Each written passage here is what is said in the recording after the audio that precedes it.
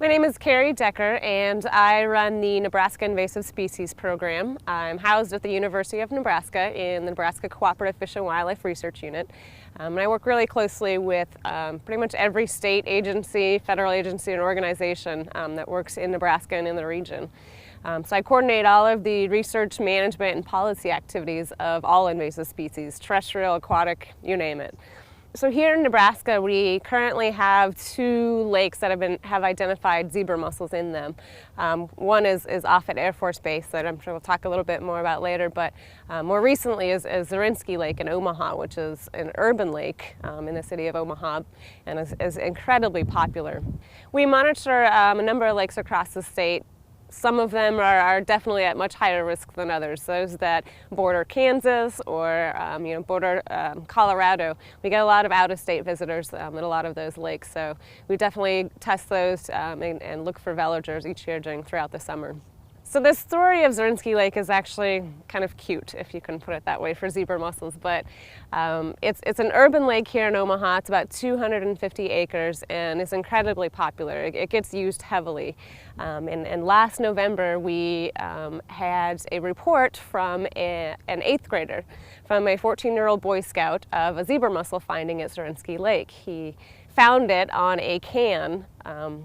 A zebra mussel was attached to a can that he is collecting out of the lake for recycling, and gave us a call, reported it, and unfortunately, in fact, he was right. So we quickly put together a multi-agency task force. The lake is owned by the Corps of Engineers, it's managed and leased to the city of Omaha, and the fisheries is managed by Nebraska Game and Parks Commission. So it really required us to get together and work very quickly. And after putting together an environmental assessment, we decided to drain the lake. And this was shortly before Christmas. So we got it done very quickly. The zebra mussel was reported in mid-November of last year, and we had the lake drained by Christmas. So it was an attempt to dry out and freeze out any of the zebra mussels, and so far it seems to be pretty successful. When we began the drawdown just before Christmas, we drew it down 20 feet. This is quite significant compared to what the lake is usually filled at, and that was as low as we could get it, as low as the gates would allow water to flow out.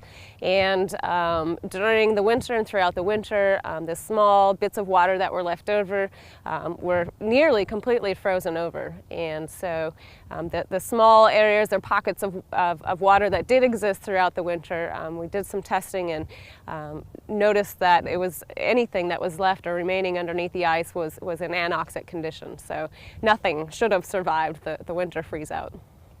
About a year ago, we started getting groups and agencies and organizations together to put together this aquatic invasive species management plan for the state of Nebraska.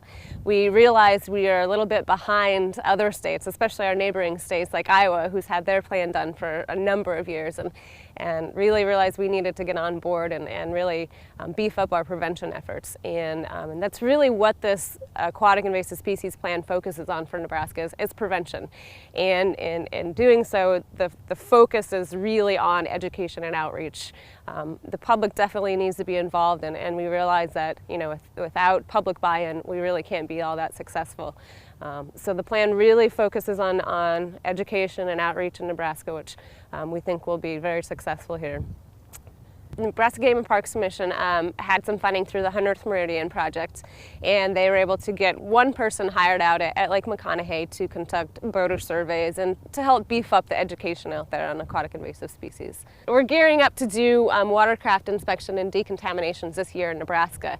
We got a new grant from the Nebraska Environmental Trust that allows us to hire a number of technicians this summer to do a lot of outreach and education, but they'll also be there to provide for inspections and decontaminations. Of course, this will be done at a voluntary level.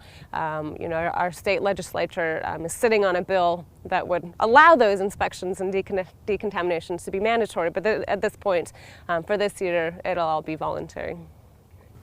I think the eradication efforts here at Offutt Air Force Base is really a test to show how quickly agencies and organizations and just interested groups can come together to try and solve a difficult problem.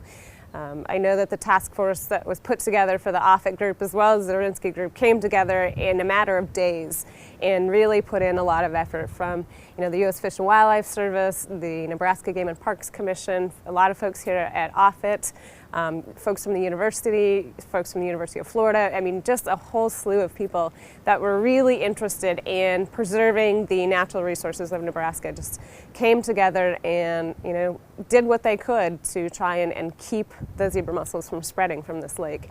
And I think, again, it really is a test to see how quickly folks can come together for a pretty serious issue.